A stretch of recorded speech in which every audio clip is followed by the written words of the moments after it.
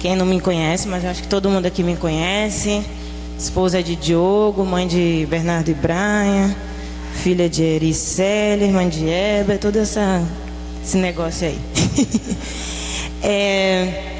A primeira coisa que eu queria dizer sobre esse assunto é que eu fui inserida nesse contexto de ministrar o Senhor, nessa prática de ministrar o Senhor muito cedo. Acho que eu tinha uns 19 para 20 anos quando eu comecei a participar de algumas reuniões de ministério ao Senhor. E depois de um tempo, eu fui morar em Moçambique. E uma das coisas que mais me chamou a atenção, primeiro dia de reunião com toda a equipe, é que as reuniões de oração eram exatamente iguais às reuniões de ministério ao Senhor. A presença de Deus, a liberdade do Espírito, buscar ouvir Deus juntos, o coração de Deus, aquele ambiente me fez sentir completamente em casa.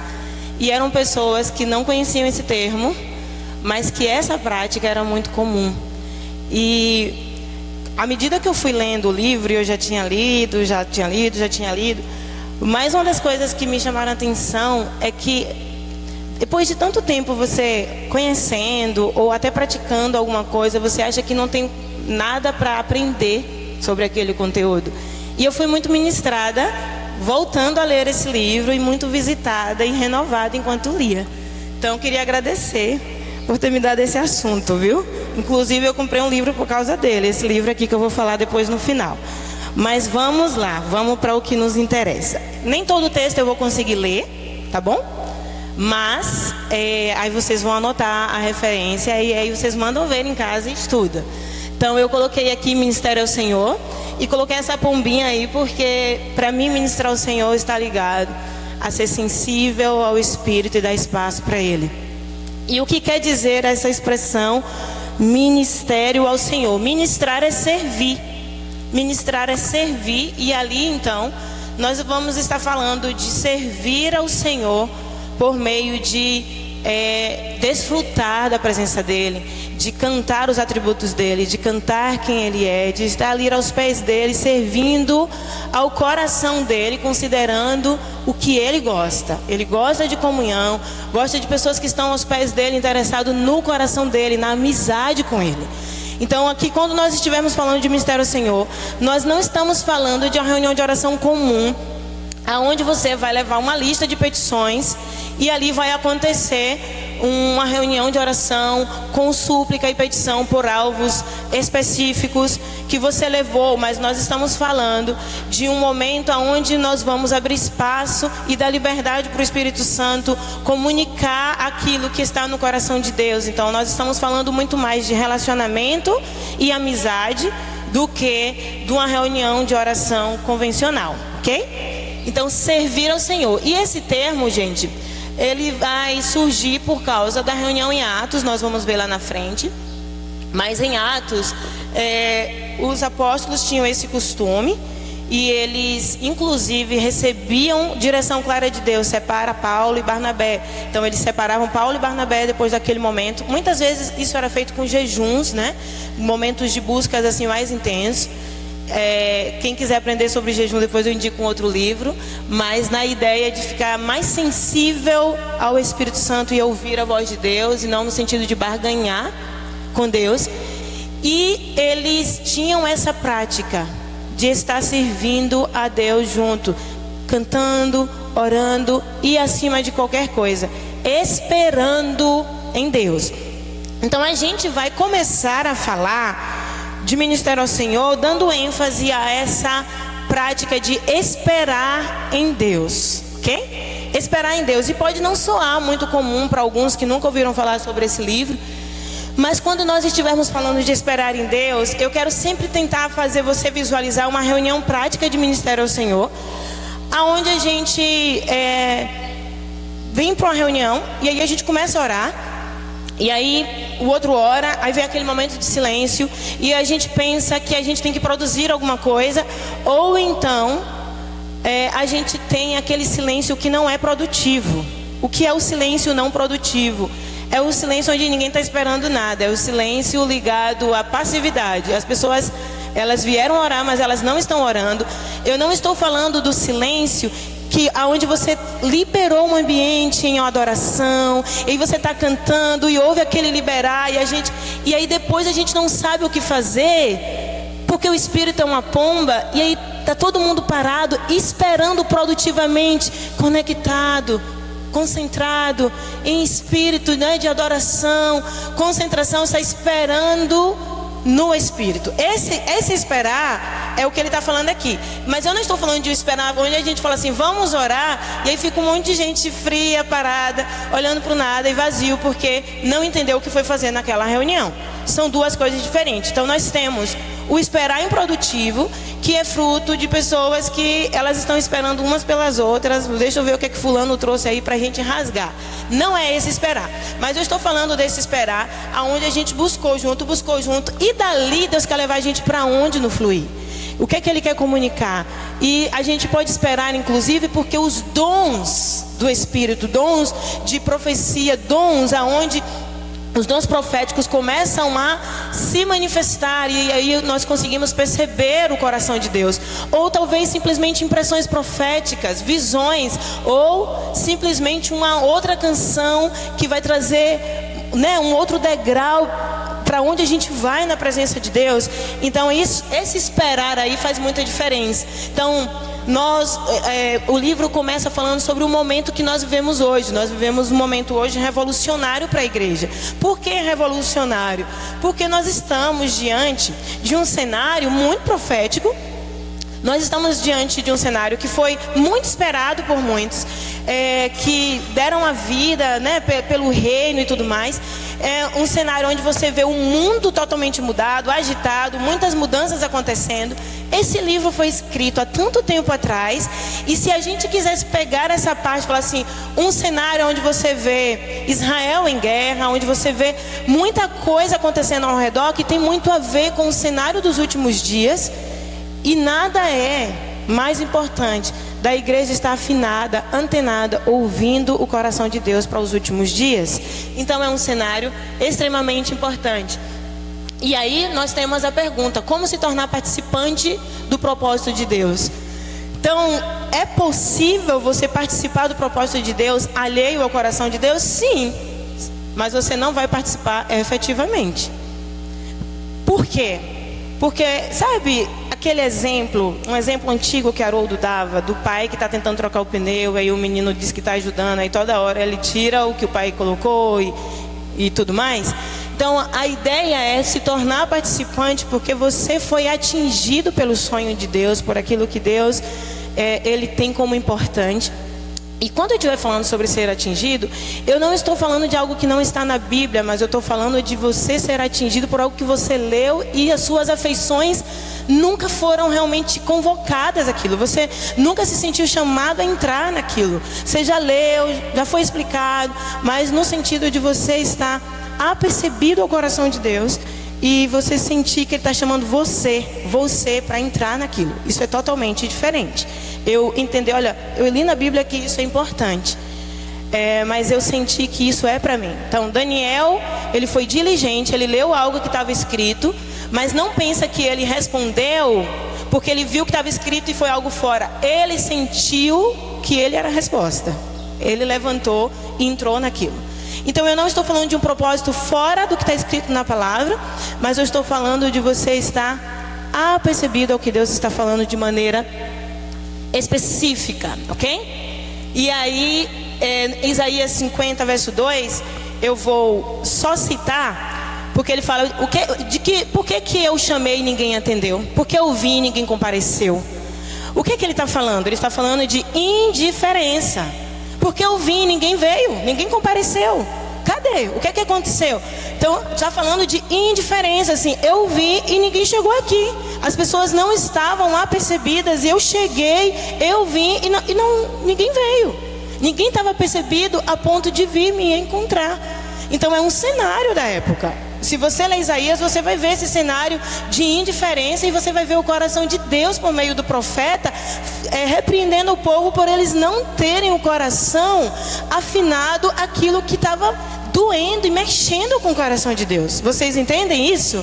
E isso vai se repetir diversas vezes em Isaías.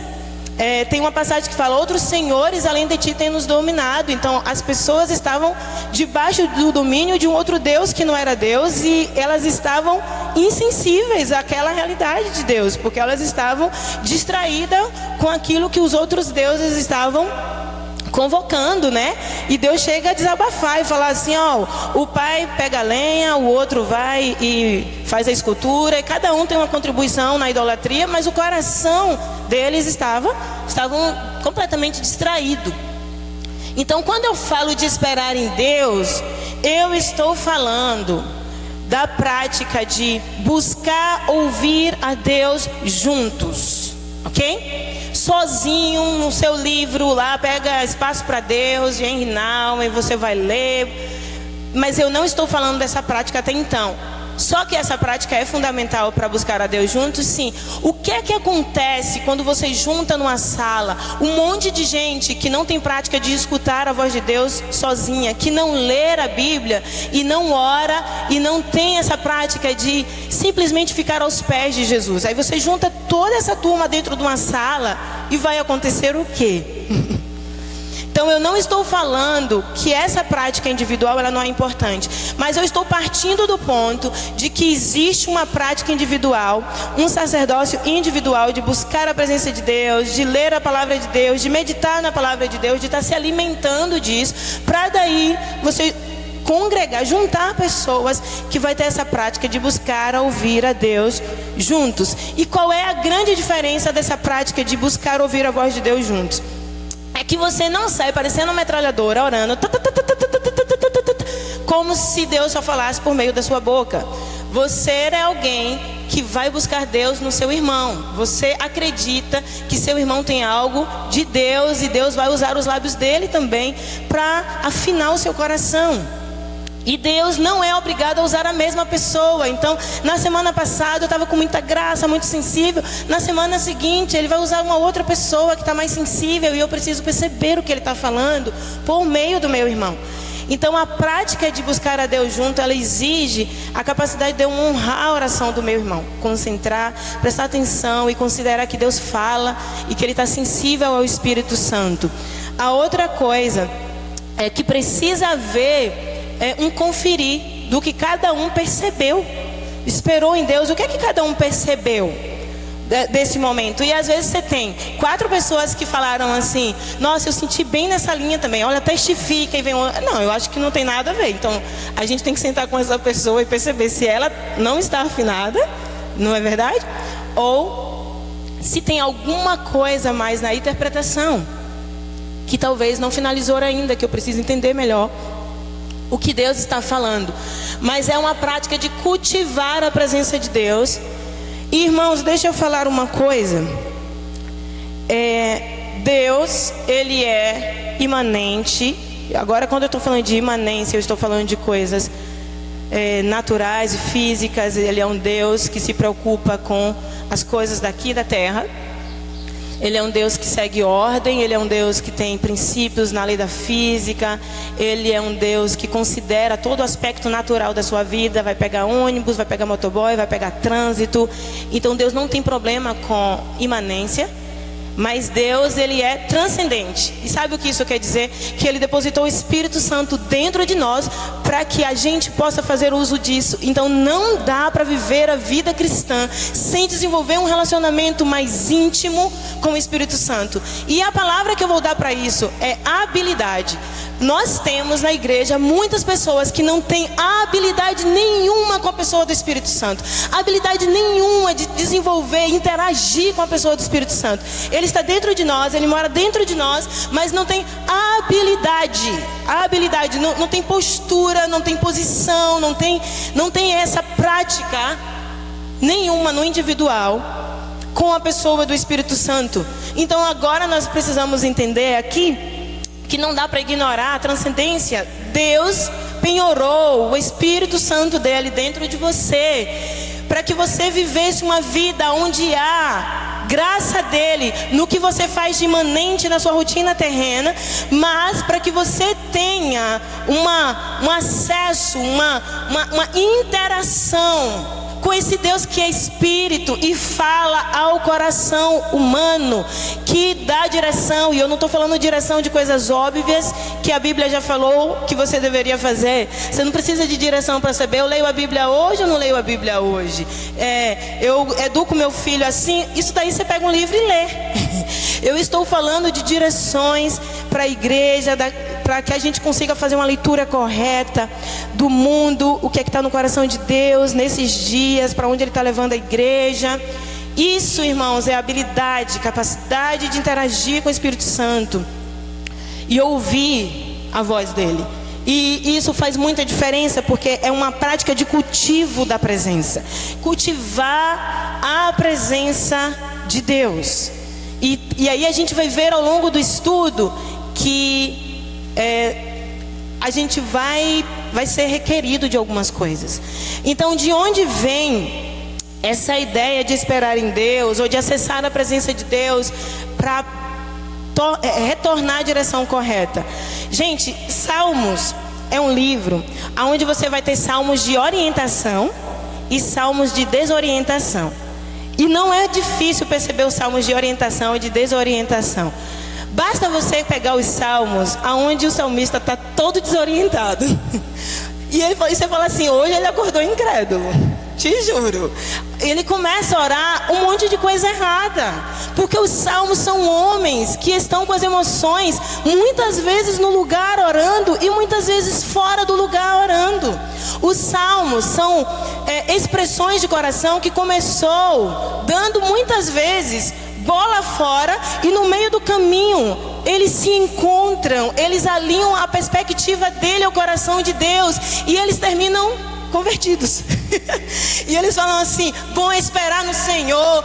Ali ele retomou, entendeu? Ele retomou a linha novamente. Mas é um salmo de desorientação. É quando o salmista começa a falar um monte de coisa, fala assim, Davi, o que está acontecendo contigo hoje? Você não acordou bem, né? Você não está bem. Está totalmente desorientado. E Asaf, no Salmo 73, eu acho um bom exemplo. Abre lá para mim, Salmo 73, que você vai ver um exemplo de desorientação. E é um exemplo de desorientação que alguns de nós, se orássemos, nos livraríamos da murmuração. Sabe? Porque se você ficar desorientado, chateado, com as emoções turbadas, e você não souber pegar e buscar na palavra de Deus, ou na presença de Deus, um refúgio, você começa a acreditar nessas mentiras, e aí começa a praguejar. E aí você começa desorientado e termina desorientada. Mas você é filho de Deus e você não precisa permanecer desorientado. Então no capítulo 73, ele vai falar assim, quanto a mim, porém, quase meus pés resvalaram. Pouco faltou para que eu me desviasse, pois eu invejava os arrogantes ao ver a prosperidade dos maus. Gente, vamos lá. Orientação ao cubo isso aqui. Quase eu me desviei. E eu estava invejando a prosperidade dos outros.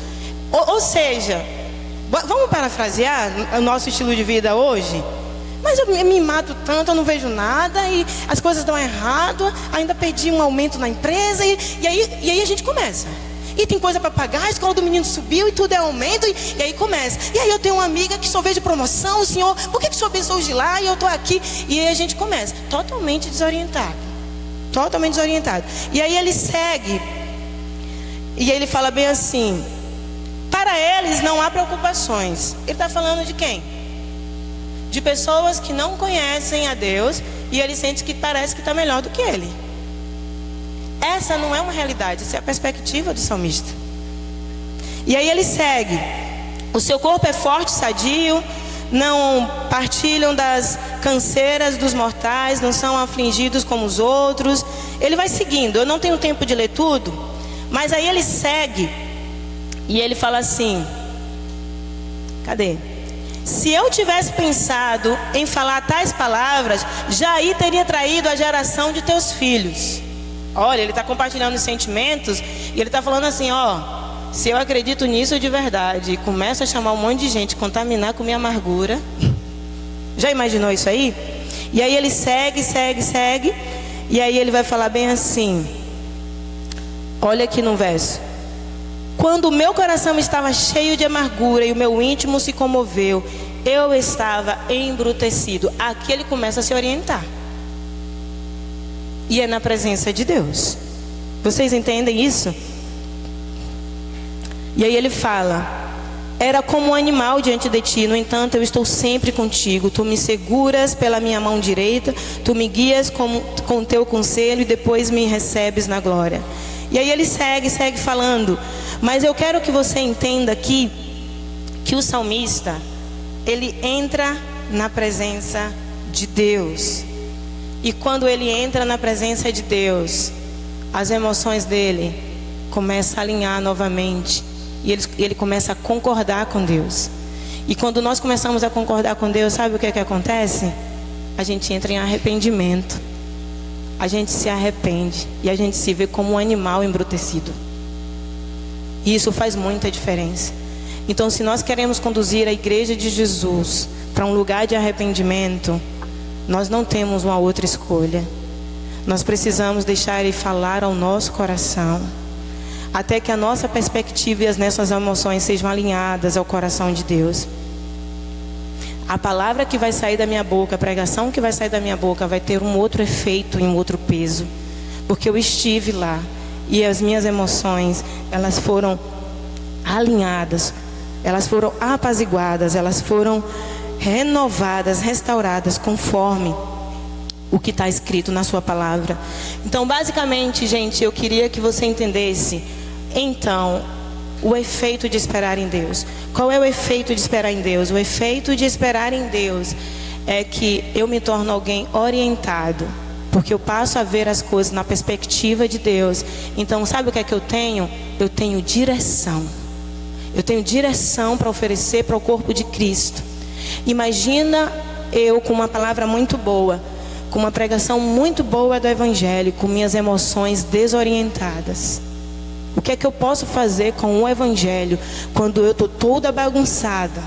Eu posso usar o Evangelho para condenar, inclusive. Se eu estiver com minhas emoções fora do lugar, quando eu entro lá, existe um alinhar do meu coração ao coração do Pai. Você entende isso? Então vamos seguindo. E aí então nós vamos falar de algo que vai se repetir bastante durante esse estudo, que é sobre o sacerdócio, o propósito do sacerdócio, ok? Por que que a gente vai entrar nessa questão do propósito do sacerdócio? Porque na Bíblia, desde o Antigo Testamento e ainda no Novo, onde ele vai ser reafirmado, quem é que desempenha esse papel de ouvir a voz de Deus? Quem é que desempenha o papel de estar ali ministrando diretamente a Deus, servindo a Deus? Sacerdote. Então a gente vai tentar entender isso no Velho, mas a gente vai trazer para o Novo Testamento, trazer a perspectiva correta, ok? Então nós temos aqui o sacerdócio no Velho Testamento, e eu quero que você compare, presta bem atenção, tá? Eu quero que você compare o sacerdócio do Velho Testamento aos 5 ministérios, porém, eu vou ficar devendo uma explicação que só vai fazer sentido mais lá na frente. Eu gosto de surpresa.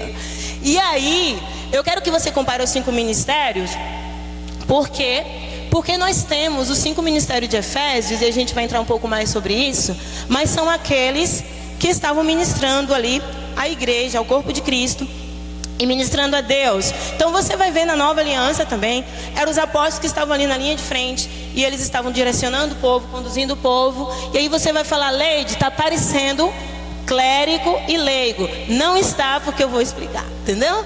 E aí nós vamos seguindo: ministério ao povo ou à igreja versus ministério sacerdotal. Então eu tenho ministério ao povo ou à igreja e ministério sacerdotal. Fala para mim, qual dos 5 ministérios não está ligado a servir ao povo? Tem algum? Quem prega, quem ensina a palavra, ensina para quem? Quem evangeliza? Quem é profeta, serve a quem? Pastoreia? Ok, muito bom. Vocês são muito sabidos. Então, mas aí nós temos um outro ponto. Nós temos o ministério sacerdotal. O sacerdote, não era eles que estavam necessariamente, diretamente servindo ao povo. Eles pegavam o sacrifício do povo e ofereciam para Deus. Mas a maior parte da tarefa do sacerdote era focada em se especializar em como fazer as coisas do jeito de Deus. E aí você pode falar assim, Leide, tem uma tensão aí então, no que você está falando. Mas qual é o caminho? Aí eu coloquei o caminho para restaurar a igreja, né? Qual que é o caminho? O caminho é, gente, não existe nenhum ministério que não comece pelo ministério de sacerdote. Basicamente toda pessoa, antes de ser profeta, antes de ser mestre, antes de ser pastor, antes de ser evangelista, o que é que ele deveria ser primeiro? Amigo de Deus. Porque ele está fazendo a obra para alguém e o coração dele não pode se separar dessa pessoa. Não faz sentido nenhum tentar agradar alguém aonde o coração dela não está entrelaçado ao meu. E quando nós estamos em relacionamento de aliança, por exemplo, a gente está falando no âmbito pessoal, de que eu não quero fazer nada junto com alguém aonde essa pessoa não é minha amiga, porque dá muito trabalho eu tentar fazer alguma coisa junto com alguém aonde a gente só tem embate, não afina o coração, não abre o coração para o outro, não desenvolve um relacionamento. E com Deus isso vai funcionar? Tem como eu querer fazer as coisas para Deus sem minha amizade com Ele ser relevante? Sem eu compartilhar o meu coração para Ele e Ele compartilhar o coração comigo? Tem como esse relacionamento de aliança entre eu e Deus não estar sendo bem nutrido?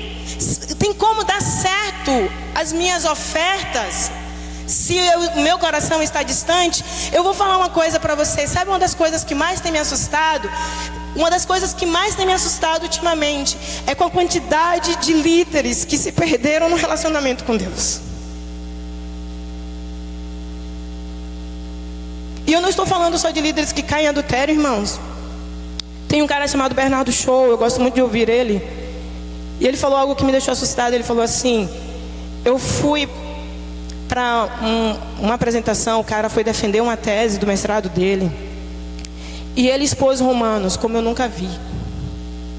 E no final, quando eu me aproximei dele para falar, eu nunca vi ninguém expor Romanos desse jeito. Sabe o que ele falou para mim? Eu não acredito em nada disso. Irmãos, ele desviou o coração, manipulando a palavra, irmãos. E um pastor pode desviar o coração, pastoreando a igreja. O que nós precisamos entender é: eu me perco quando eu me perco em Deus. E se a minha amizade com Ele não estiver sendo nutrida e cultivada, eu sou um filho perdido. Se eu sou um filho perdido, eu sou um evangelista perdido, eu sou um pastor perdido, eu sou um profeta perdido, e eu não sirvo para nutrir a igreja de Cristo. Qual é o caminho? O caminho é que os sacerdotes voltem a ministrar ao Senhor, que eles voltem para o lugar. E você está falando isso no século 21. E no século 21, irmãos, sabe qual é a nossa briga? Sabe qual é o nosso maior gigante? Tempo. Você está encontrando muita gente por aí que fala que está com tempo sobrando? Se for brincar, gente, até as crianças hoje estão sem tempo. Então nós temos aqui um grande desafio. E o desafio é esse: os sacerdotes precisam voltar ao seu posto. Não existe 5 ministérios sem primeiro existir a prática do relacionamento e amizade com Deus. E os apóstolos, eles eram amigos de Deus. Quando você cita Paulo, em qualquer passagem, tem gente que cita Paulo para poder, sei lá, justificar, fala em línguas, não fala em línguas. Sabe o que é que ele fala? Eu falo mais do que todos vós. Paulo tinha uma prática de vida e de oração, e várias vezes ele, por essa razão eu dobro meus joelhos. Você está falando de alguém que cresceu profundamente no seu relacionamento íntimo com Deus. Eu conheço um homem, não sei no corpo, foi arrebatado ao céu, Deus o sabe. Você está falando de alguém que não se perdeu, não se perdeu no seu relacionamento com Deus. Então, como servir ao Senhor? Praticando o sacerdócio. O que acontece aonde não há sacerdote? A corrupção da igreja, dos valores, das práticas ensinadas na palavra, a divisão e a confusão. Perceba, quando é que Deus suscita profetas em todo o Antigo Testamento? Quando é que Ele suscita profetas? Quando o sacerdócio estava corrompido, Deus não tinha mais ouvido e boca. Quando as coisas estavam sendo feitas de qualquer jeito, percebe? Quando é que Deus suscita o profeta Samuel para liberar um veredito? Quando Eli não põe ordem na casa dele e permite que as ofertas fossem feitas de qualquer jeito, roubadas pelo filho dele. Quando o sacerdócio não está honrando a Deus, ele procura um homem que tem amizade com ele para falar. Quando é que surge João Batista? Vai ler na história da igreja. O sacerdócio era completamente corrompido. Era 400 anos de silêncio. Mas os sacerdotes estavam corrompidos mesmo, totalmente misturado com a política, recebendo peitas, dinheiro. Eles estavam totalmente desviados. Até que a palavra de Deus veio a João Batista. E aí ele começou a aplanar o caminho novamente. Ouvir o coração de Deus e proclamar tem peso. Por quê? Porque toda pessoa que entra lá e é atingido pela presença de Deus, ela está carregando algo que outro não está carregando, e não é informação. Ela está cheia da vida de Deus, ela está cheia da presença de Deus, ela está cheia de Deus. E isso faz muita diferença. E aí você vai ter Leonard Ravenhill, ele vai falar inúmeras vezes. Sabe qual é o problema das pregações de hoje? O que é que ele fala? Quais os problemas das pregações de hoje? Porque as pessoas não querem mais gastar tempo em amizade, em comunhão com Deus. Elas só pregam. Então não tem vida naquilo que está sendo falado. Cadê os amigos de Deus? Então o convite é voltar a essa amizade. E se os líderes da igreja não forem amigos, a igreja não vai ser amiga de Deus, porque a cobertura importa muito. Muito. O convite é voltar à amizade. Deus quer uma nação de sacerdotes. Eles serão o meu povo e eu serei o seu. E ele começou com níveis de separação. Primeiro ele forma uma nação e separa essa nação das outras nações. Depois ele separa um lugar. Depois ele separa uma tribo. Depois ele separa um povo, um homem no meio da tribo para ser sacerdote. E depois ele separa o sumo sacerdote do meio do sacerdócio. E então você vai tendo níveis de separação. Mas tudo isso tem um objetivo. Qual que é o objetivo? Santo ao Senhor. Se separar, receber o chamado de Deus e se entregar àquilo. O objetivo era que por meio daquelas pessoas todos os outros fossem visitados. Como assim? Por meio do sumo sacerdote. O sacerdote seria assim ministrado. O sacerdote, tribo de Levi, ia servir a nação de Israel. Eles seriam impactados pelo sacerdócio. A nação de Israel deveria ser luz para os gentios.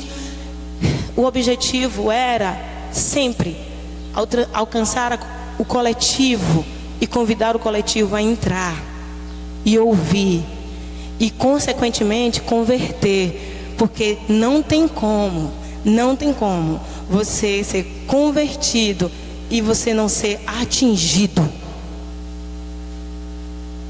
Aí eu vou repetir o que Jonathan Edwards vai repetir naquele livro Afeições Religiosas. Ninguém pode dizer que nasceu de novo e converteu se as afeições dela não passaram por isso.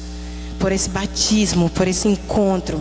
Não tem como separar você das suas afeições, porque os seus amores são seus ídolos. Não queiram Deus que não atinge suas afeições, porque você é cheio de amores. E Deus, Ele sempre vem e nos encontra os nossos amores. Então essas referências aí que eu não vou ler agora e vocês vão ler em casa, ela vai falar sobre essa questão da busca pelo sacerdócio, sobre o quanto era importante ter a prática de ouvir o coração de Deus. E sabe, irmãos, assim como Asaf, sabe, eu quero que você entenda o seguinte: às vezes você entra na presença de Deus, Ele não está respondendo pergunta por pergunta que você fez, não. Ele não está pontuando suas perguntas e está respondendo, não. É só porque você entrou lá na presença de Deus, elucida toda a bagunça dentro de você. As coisas acalmam e você fala: ah, como as coisas fazem sentido. Nossa, você fica cheio e completamente direcionado, realinhado. Muitas vezes ele não vai pontuar. Muitas vezes você entra no lugar onde a graça dele me basta, entendeu? O que Deus faz com Jó, não necessariamente ele vai respondendo todas as perguntas, algumas nem cabem.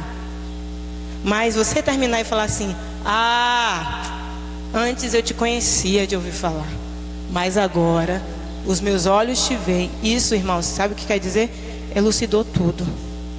Sabe por quê? Porque naquele momento Jó nem precisava das perguntas. Ele só precisava: sabe por que eu estava falando aquilo? Porque eu não lhe conhecia. Acabou. Findaram-se as palavras de Jó. 2 níveis de ministério. Vamos lá? Isso é extremamente importante, porque nós temos aí o ministério levítico e o ministério sacerdotal. Ok. O que é que eu tenho sobre o ministério dos levitas? Qual era a principal função dos levitas? A função principal dos levitas, se a gente fosse separar, a gente ia dizer: os levitas cuidavam das coisas imanentes. Carregava a tenda, varria o chão, deixava tudo bem polidinho, né? Pegava e trazia os bichinhos para o sacerdote chegar e finalizar. Eles eram responsáveis pelo serviço e eles moravam ao redor do tabernáculo. E todo o serviço prático, os levitas, eles iam fazer. E dentre a tribo de Levi, o sacerdote foi tirado para entrar e acessar a presença de Deus. E aí nós temos os níveis que o sumo sacerdote, ele vai entrar lá no lugar onde Deus vai falar: ali eu virei e falarei contigo. Então são níveis diferentes. Então aqui em Números 1, no versículo 50 a 53, esse daí eu vou ler. Vamos lá.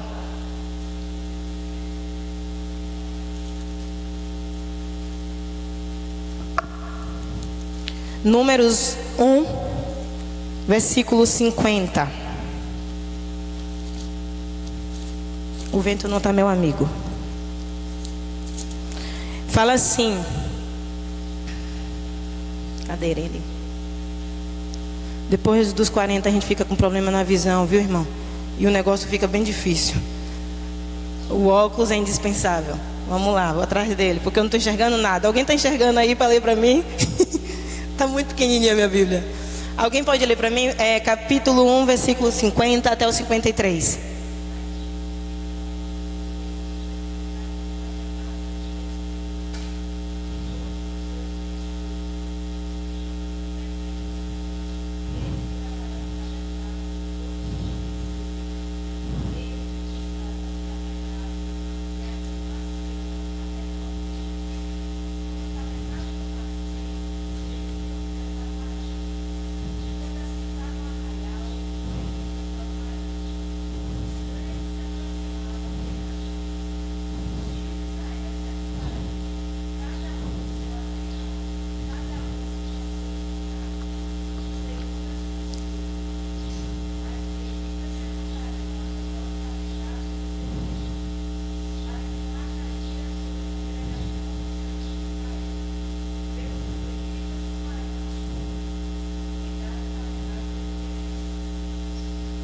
Forte, né? Qual era o serviço então do ministério levítico? Tabernáculo. E era para Deus? Sim, era para Deus. Mas eles estavam representando ali um povo, eles estavam servindo ao povo, certo? Limpando tudo bonitinho. Era para Deus. Por que era para Deus? Porque tudo é para Deus. O que eu quero que vocês entendam não dá para dizer que o sacerdote, quando ele sacrificava, acessava a presença de Deus, era para Deus, e os levitas não eram para Deus. Deus estava mandando eles fazer, eles precisavam fazer bem feito, era para Deus. Mas eles estavam fazendo tarefas específicas, aonde pessoas iam ser beneficiadas, ok? Então a gente vai colocar aqui que o sacerdócio levítico tinha essa figura, a figura de estar ministrando ao povo. E aí nós temos o sacerdote aqui, 28, o Êxodo 28, 1, 4. Quem abrir, pode ler para mim, por favor? Êxodo 28, do 1 até o 4.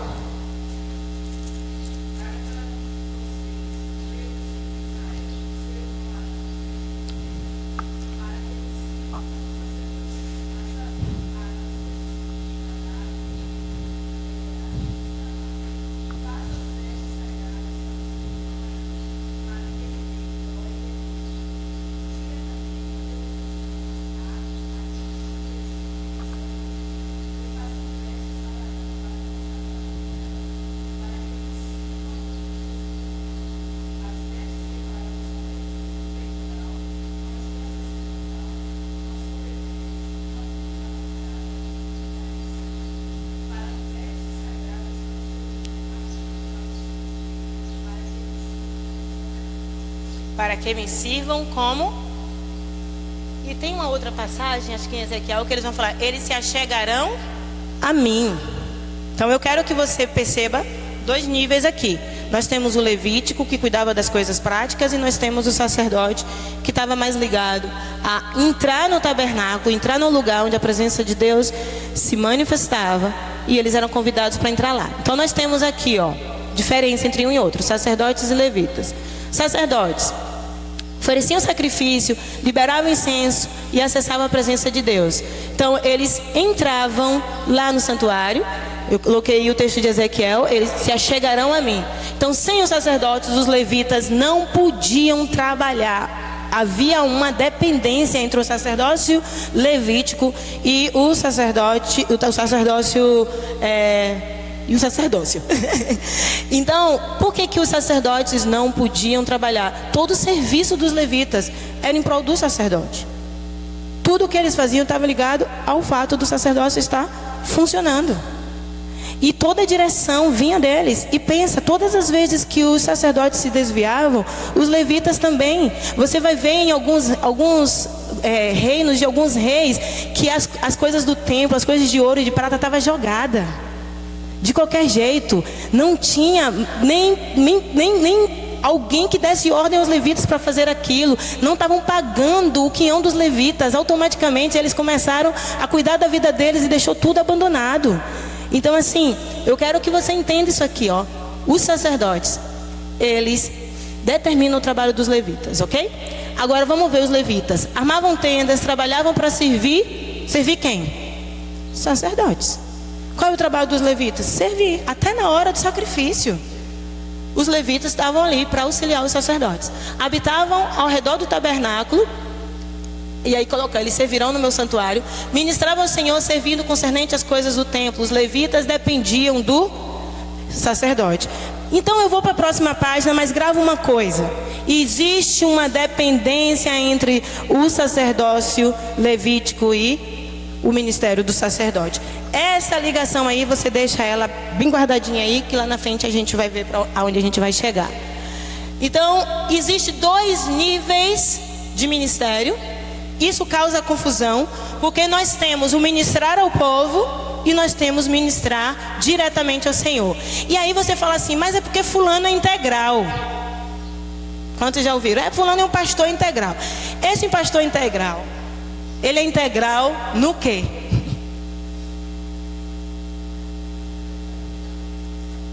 Porque ele pode ser integral e ele só está servindo ao povo. Ele é integral, mas ele gasta as horas do dia dele servindo ao povo. O que está errado? Tudo começa pelo... Se não tiver o sacerdócio, não adianta. Mas é integral, mas ele não está começando pelo começo. Isso é um problema. Os ministros precisam atuar nos 2 níveis, priorizando o quê? Faltou uma coisinha, priorizando o sacerdócio. O que Deus exige de um ministro seu? O que é que Deus exige que um ministro seu tenha que ter? Qual é o currículo? Tudo isso aí são perguntas que eu estou lançando e eu vou responder, tá? Então eu não estou, irmãos, falando o seguinte, tá? Que os sacerdotes são, na verdade, os líderes da igreja. E a igreja é o quê? É a massa. Isso é divisão de clérigo e leigo. Lutero lutou contra isso na reforma protestante. Por conta disso, até Novo Nascimento deixou de existir. As pessoas não leem a Bíblia, as pessoas não oram, as pessoas não têm o coração de Deus, não vai converter. Eu não acredito nessa separação, eu sei que vocês também não acreditam nisso. Mas o que nós estamos falando aqui é de um modelo que a igreja vai imitar. Nós estamos falando que a liderança da igreja, ela pratica isso para que a igreja entre nessa realidade também, de serem sacerdotes, mas seguir o ministério. E não importa qual, pode não ser os 5 de Efésios, pode ser diácono, pode ser alguém que está ali na equipe de louvor. O ponto é que se ele está exercendo o sacerdócio, isso tem um peso diferente na vida dele. Gente, até para ser pai de família, porque é um chamado. Você vai pastorear a sua casa. Com qual graça? Como você vai comunicar o coração dos seus filhos? O que é que você vai passar? Letra e conhecimento? Vocês entendem isso? Eu queria dar um testemunho para vocês, bem rapidinho.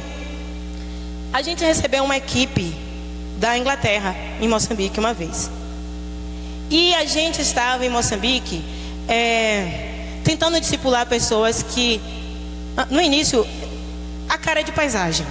É aquela pessoa assim que ela não tem muito estudo, então pela via do acadêmico não vai muito. E aí você tenta conduzir assim, né, na adoração e tal, mas assim, parece que tinha uma parede de concreto invisível assim, e parecia que não passava. Aí a líder do grupo de jovens chamou o menino com um violão, voz, sem microfone, sentou na rodinha e começou a cantar música em inglês. Que tal, né? O menino começou a cantar música em inglês e ele começou a tanger e ministrar, e ministrar, e ministrar. Vou te contar o que foi que aconteceu. Tu sabe o que foi que aconteceu? Todo mundo, todos os jovens que estavam ali, que a gente fica ali, ó. Sabe o que aconteceu? Eles foram pro chão, começaram a clamar e rompeu uma barreira ali. Os meninos começaram a clamar por Jesus, o menino começou a responder, os meninos... Eu falei, vem cá, Jesus, é o que é isso mesmo? Que eu não entendi nada, uma luta aqui todo dia, não estou entendendo. E aí a gente foi para uma segunda experiência. A gente foi para uma outra reunião, o menino estava lá também. E o menino cantava tudo em inglês, nem se fosse para aprender português não fez. E estou lá, cantando em inglês e tangendo. E aí Simona olhou para mim e falou assim, tem alguma coisa com esse menino que quando ele pega o violão e começa a cantar, ele tem alguma graça assim, que ele abre os céus. E aí a gente foi perguntar, a gente foi conversar com o pastor Jack. E o pastor Jack falou, ele é entregue. Ele gasta horas ministrando a Deus com esse violão. E ele leva isso a sério. Ele segue a vida dele normal, mas ele tem uma dedicação a isso. E aonde ele vai a gente percebe isso. É como se ele tivesse uma chave. Eu falei, mas meu Deus do céu, o que é isso? E o ponto é, irmãos, não havia muito suor. Não tinha muito suor. Como eu falei, nem em português não estava cantando. Mas ele realmente tinha uma entrega e honrava esse chamado. E então ele tinha alguma coisa que era diferente. O que é que ele tinha? Ele tinha uma carga de vida, de presença de Deus muito tangível. Ok? Então eu queria aqui que vocês pensassem aqui, né, algumas dessas questões. O que é que Deus exige de um ministro, porque a gente vai ver isso aí daqui a pouco. Então eu tenho aqui profetas como Moisés, e a Bíblia vai dizer que Moisés vai dizer que Deus vai suscitar um profeta semelhante a ele. Então ele tinha esse perfil. Mas a prática de vida de Moisés era de sacerdote. Ele não era alguém oficial que entrava no templo e fazia aquelas coisas que só o sacerdote podia fazer. Mas o que é que Moisés fazia? Ele ia na presença de Deus, ele intercedia pelo povo, ele se colocava entre o povo e Deus. Então qual era a prática de Moisés? A prática de Moisés era de sacerdote. Ok? Ele não era o sacerdote. Sacerdote é quem? Arão. Mas ele exercia essa prática de sacerdote. Então Moisés tem aqui a figura do sacerdócio. Ok? E aí a gente vai ter Josué. Eu estou usando só figuras, tá bom? E aí a gente vai ter Josué, que era homem de guerra. Ele era alguém que não se apartava do tabernáculo, ele sempre estava ali. No momento em que Deus chama Moisés para perto, Josué vai, mas ele não pode ficar no mesmo nível, ele fica um pouco mais para trás. Mas ele está ali no tabernáculo, ele está ministrando. E Josué tem essa figura. Qual figura? Essa figura do ministério levítico, alguém mais prático, que se envolve com coisas mais práticas. E você vai ver isso, por exemplo, na batalha dos amalequitas, que os braços de Moisés cansam, ele tem que ficar com os braços suspensos como uma expressão de intercessão, e Arão e Ur sustentando os braços de Moisés para eles vencerem. Quem estava lutando? Josué estava lá lutando. Então você tem uma expressão do ministério sacerdotal por meio de Moisés e uma expressão do ministério levítico por meio de Josué, que não se apartava no templo e estava envolvido diretamente na batalha. E aí eu coloquei essa interação, e aí você vai ver levitas e sacerdotes têm a mesma relação de independência. Moisés e Josué, eles eram extremamente ligados. Josué era tipo um menino de Moisés, né? Estavam ali envolvidos. Quando Moisés morre, o que que Deus vai dizer para Josué? Que ele vai suscitar um ministério, que é o ministério do sacerdote Eleazar. Então esse sacerdote Eleazar, ele vai ter a direção de Deus para o povo, ok? Então a gente vai ter aí. Então o ministério do sacerdote, o que é ser sacerdote? Sacerdote, aí eu coloquei aqui, ser íntimo de Deus. Então tinha uma coisa que o sacerdócio precisava ter como algo forte e importante. O que era? Ele precisava ser diferente, ele precisava ser mais santo, ele precisava ter valores morais mais fortes. Não era. O que o sacerdote tinha? Ele era chamado por Deus. O que é que fazia com que eles pudessem fazer coisas que os outros não podiam fazer?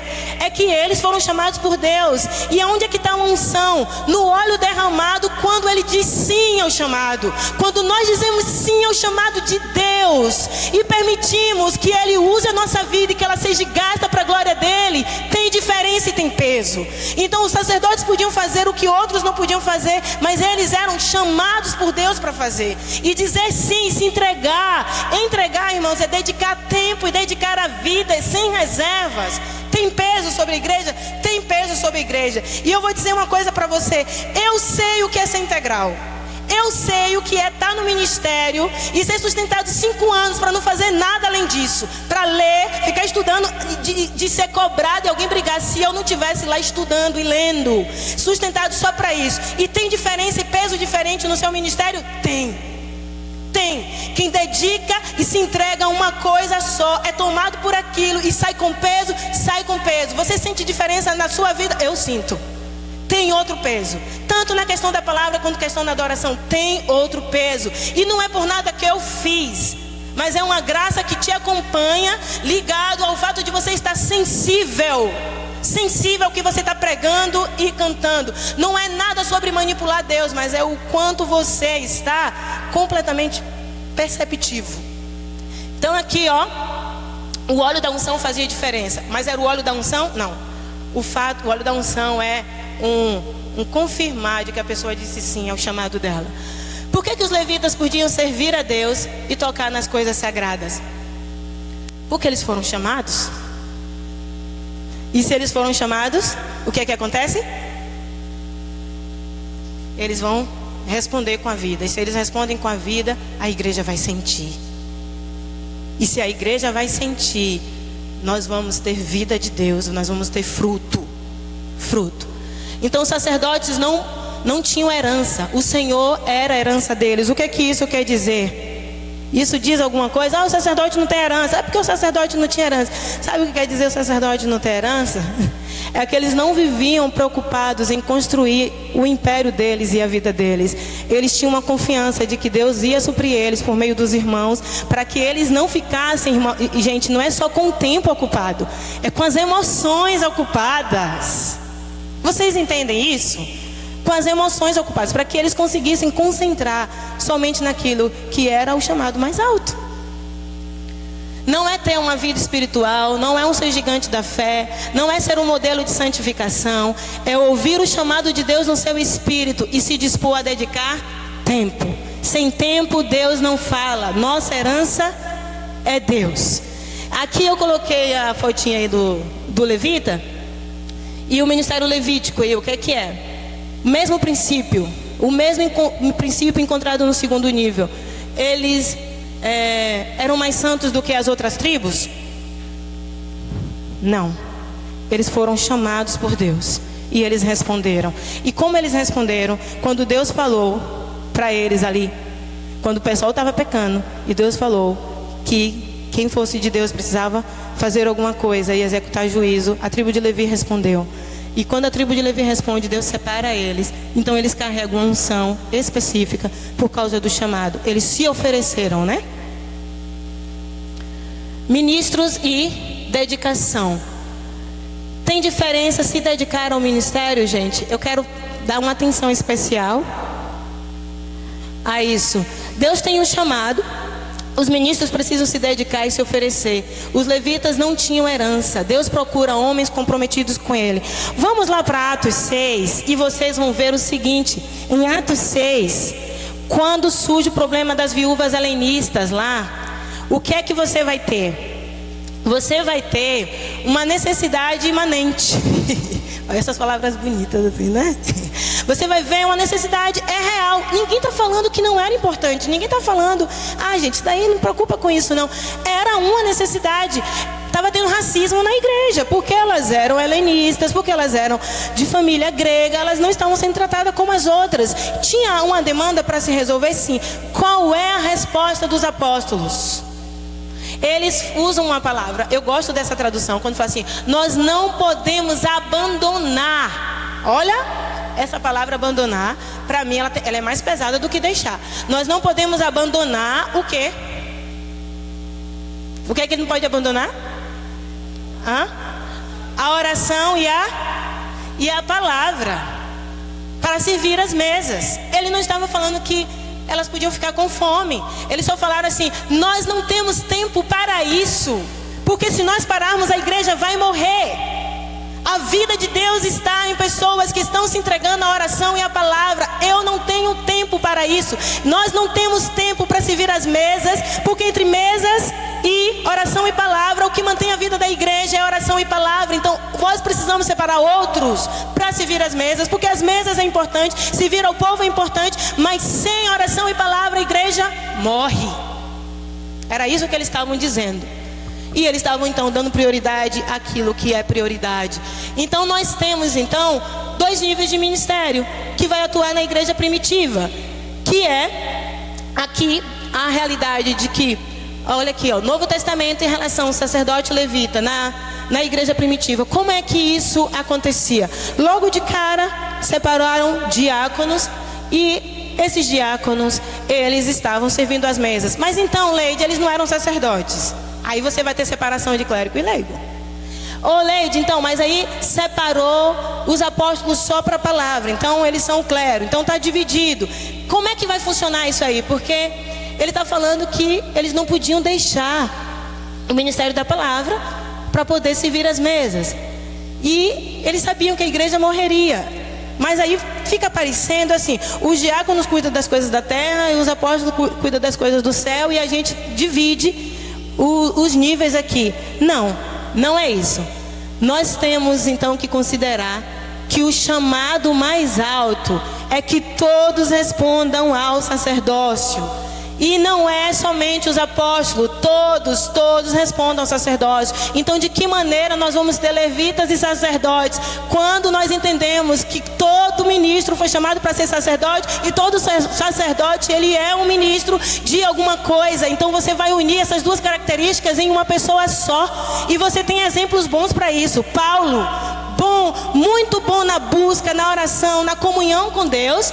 E esse Paulo, ele era apóstolo aos gentios e estava disposto a morrer por eles. Mas ele estava disposto a morrer por ele porque o coração dele estava inflamado pelo coração de Deus, e a chama não se apagou no coração de Paulo. E ele vai falar de Israel de uma maneira dolorida. Quem dera se eu pudesse, entrar no lugar deles. E ele estava dolorido com a situação de Israel. Mas qual era a dor de Paulo? Era a dor de Deus. A comunhão que Paulo carregou do início até o final fez com que Paulo não se desviasse do chamado. Ele poderia se perder no meio, porque, irmãos, pense numa coisa tentadora: é ministério. Pense, você pensa que a pessoa que está no mundo, ela está muito cheia de distrações, e quem está no ministério está super protegido. Ministério tem muito perigo, poder se perder até, irmãos, psicologicamente, fora que a causa pode se tornar o seu Deus. Você já viu quantas pessoas se perdem pela causa, e eles passam a sentir raiva das pessoas porque a causa é mais importante do que o coração de Deus? Vocês entendem isso? Então o que a gente vai ter aqui? A gente vai ter então a união dos 2 ministérios numa coisa só. Então o que é que a gente vai ter aqui? O apóstolo Paulo representava o ministério levítico, mas ele também, como assim? Ele servia ao povo, mas ele era sacerdote. Não há separação nítida dos 2 ministérios no Novo Testamento. É impossível imaginar um homem em qualquer posição no Novo Testamento que não exercesse o sacerdócio. Você não vai conseguir ver isso em Pedro, evangelizando muitas vezes, pregando, cuidando da igreja muitas vezes e ministrando a Deus. Você vai ver isso em Paulo. Você vai ver isso nos apóstolos. Mas sabe aonde você vai ver isso como uma figura perfeita? Em Jesus. Irmãos, Se o seu mestre viveu assim, quem somos nós? Jesus ministrava ao povo por demais. E ele, às vezes, era tão sobrecarregado que tinha que dar as fugidinhas, né? Para quê? Para exercer o sacerdócio, para ter amizade, para ter comunhão. É os dois ministérios em uma pessoa só. Eu quero que você entenda isso. E ele fala assim, que ele só fazia aquilo que ele via o Pai fazer. Como Jesus, numa vida agitada, ainda conseguia olhar para o Pai e ver o Pai fazendo alguma coisa. Percebe? Porque era alguém que estava com os olhos fixos no Pai. Então, para finalizar aqui, ó, Jesus servia o povo, ensinava, pregava, curava. Gente, é fila do SUS, tá? Pensa na fila do SUS, que eu ouvia falar, ele chegou aí, e aí vinha a multidão em cima dele. Ele era cheio de compaixão, ele queria curar todo mundo, mas ele sentia saudade do Pai. E ele ia para a comunhão. Ministrava a Deus, passava as noites orando, falando com o Pai. Sem isso, seu ministério não teria vida. 2 ministérios em uma pessoa só. Então qual é o convite para a nova aliança? Clérigo e leigo? Não. Seja gerente de empresa e seja sacerdote. Basicamente é, não faça nada de você mesmo. Primeiramente, se coloque na posição de dependência de Deus. E sem esse sacerdócio, a igreja não vai chegar a lugar algum. Não podemos receber de Deus e não servir ao povo. Por outro lado, não podemos servir apenas o povo e não buscar primeiramente a Deus. Servir, esperar. Aí eu coloquei exemplos, pai de família, por exemplo. Ele precisa ser sacerdote, buscar a Deus para guiar a casa dele. Então, eu coloquei ministério, mas ministérios irão funcionar. Não é um ministério individual, é coletivo. A igreja precisa entrar nessa realidade. Irmãos, basicamente o que eu estou querendo dizer é: Deus está nos chamando para reparar algo que nós já sabemos, mas que na prática nós não estamos exercendo. Amém? Eu vou deixar os livros aqui, ó. Cadê? Essa não é a frase. Aqui. E vou abrir para perguntas sobre ministério ao Senhor. Eu coloquei esses livros aí porque foram os livros que eu usei o conteúdo. Esse daqui do meio, esse daqui, que é muito bom. Sam Sasser. Inclusive, não sei se Cristóvão já leu sobre ele. Ele é bem antigo, mas tem muita coisa muito parecida. Ministério ao Senhor e procuram-se sacerdotes. Gente, dúvidas sobre o assunto?